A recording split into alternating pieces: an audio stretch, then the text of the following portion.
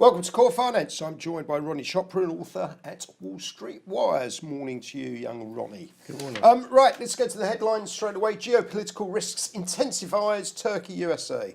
What are your thoughts there? Yeah, well, yesterday, Turkey and USA, they're having a bit of a spat, aren't they, with this visa situation. Obviously, we've got the North Korea geopolitical problem at the moment. We have problems between Russia and the USA. Now we've got Turkey. And Spain. And Spain, Catalan.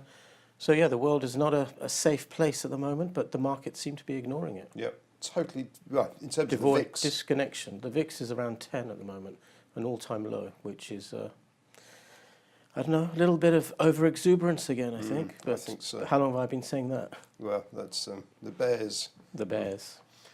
Okay, let's move to Footsie one to watch today. Tesco's numbers last week, a recovery story, paying a dividend. Yeah. You're a sort of investment manager of sorts. I like Tesco. I mean, the results last week were very good.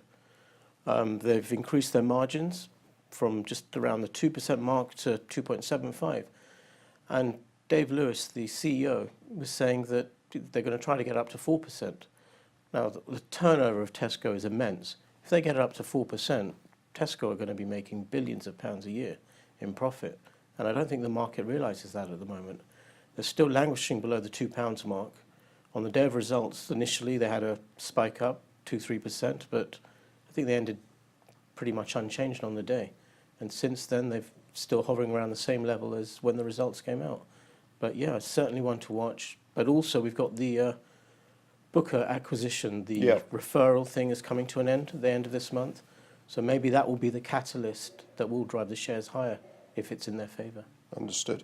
Let's talk about AIM stocks, one to watch. Columbus Energy Resources PLC, not one that I follow, but what's going on there? No, well, I mentioned this on your show about a month ago, I think, or a few weeks ago. And these were languishing at around 4 pence then. And today, this morning, I saw they're over 7. Right, well done. So, I mean, it's remarkable. Even in the last week or so, they've picked up from around the 5p mark. Last night, there was an announcement that Schroders are investing in them. They're still a small company. Their only market cap, I think, around £40 million with the shares at 7p. And Schroders are putting in a fair amount of money. They've had a placing where the directors are also putting their money where their mouth is, which is always a good thing. Yep. And with the price of oil, I'm quite bullish on oil as well at the moment. These are very interesting. The house broker have a price target of 25 pence on them, and that was even when they were at 3 or 4 pence a share. So just the momentum on these, and also I gathered this morning that they were in the Daily Mail, the heaven forbid, the most financially read paper. But yeah, they're certainly getting a lot of attention, and definitely one to watch. Okay, so let's talk about the currency. The Great British Pound against K 131.85 and the Euro Great British Pound 89.33. Now, you were the first person to come on the show and suggest that cable was going up to 140, and everyone was sort of, oh, I'm not sure I believe that. And it got up to 135, 136. That's right, yeah. It's pulled back. Are you still a British Pound bull? Yeah, I still think we'll get to 140. Obviously, time's running out before the end of the year, but certainly get back to the high 130s. We hit 136 on the day of our great Prime Minister's speech, Theresa May, when she was in Florence. And it was at 136 on that day, and then it kind of drifted back a bit. I mean, like, it's picked up a bit this morning, but we were hovering perilously close to the 130 mark yesterday. But, you know, it doesn't take much time for this to go back to 135, 136. So, yes, I'm still bullish. And in terms of the Euro Great British Pound cross? I think that the pound should appreciate against the euro. I don't see much value in the euro at the moment, against the dollar and against the pound. 89 is basically 110, 111 against sterling. Yep. Now, to me, sterling should be at least 115 to 120. We have the Catalonian problem in Spain, obviously, and we have elections, I think, in Austria at the end of this month. I need to check that. Yeah, and obviously the right-wing influence there is very strong too. But I just don't see the pound staying at 110. I think certainly go back to 115 fairly soon. Again, by the end of the year, definitely. Okay. Stay on the ball. Right, broker upgrades. Today we've got Lloyds Bank PLC, Credit Suisse, the broker, going from a previous recommendation of neutral to a new recommendation of outperform.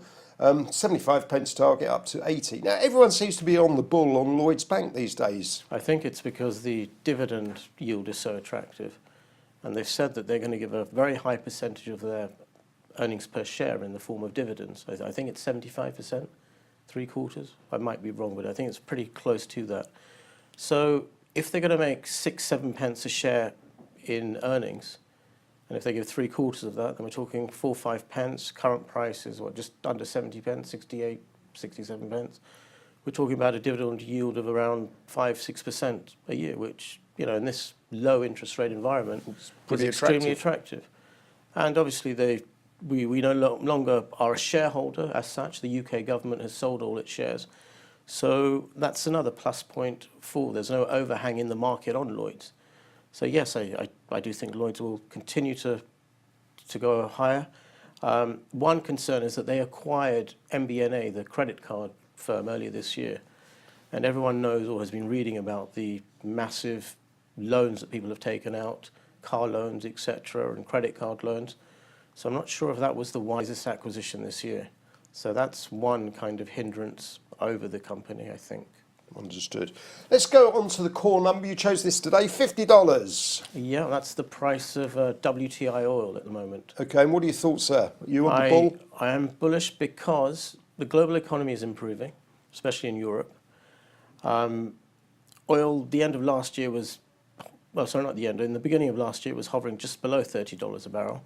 Had a fairly decent rally, but historically speaking, oil is still low because we were at $140 not that many years ago. But the one big catalyst, I think, towards the end of this year and next year is the Aramco float, the Saudi Arabian oil company, which is going to be the biggest company in the world. Valuation of $2 trillion. And so because the Saudis want this to be a success, they're going to make every effort to reduce output. They will put pressure on other OPEC countries over the next 12 to 18 months.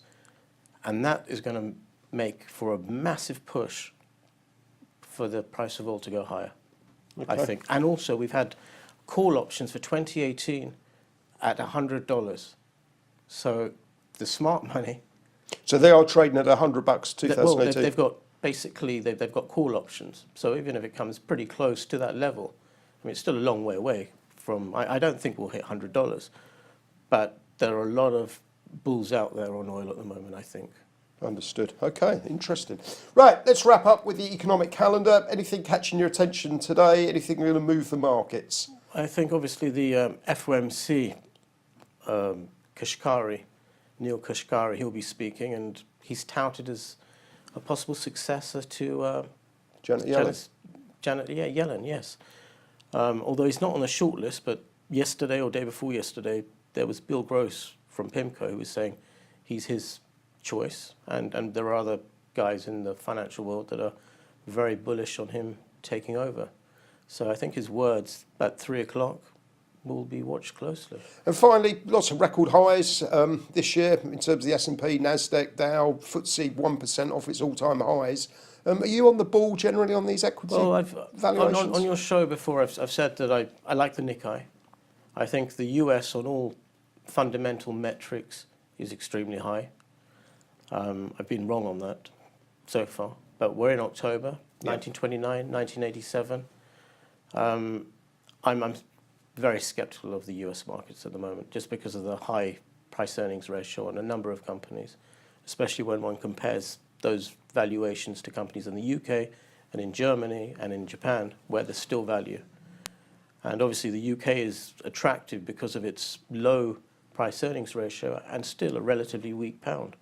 And we have so many exporting companies, the likes of British Petroleum, Glaxo, HSBC, which make their money in US dollars rather than in sterling. But those also are on much lower valuations than their American counterparts. Fantastic. Ronnie, as always, nice to see you. Thank you. Thank you.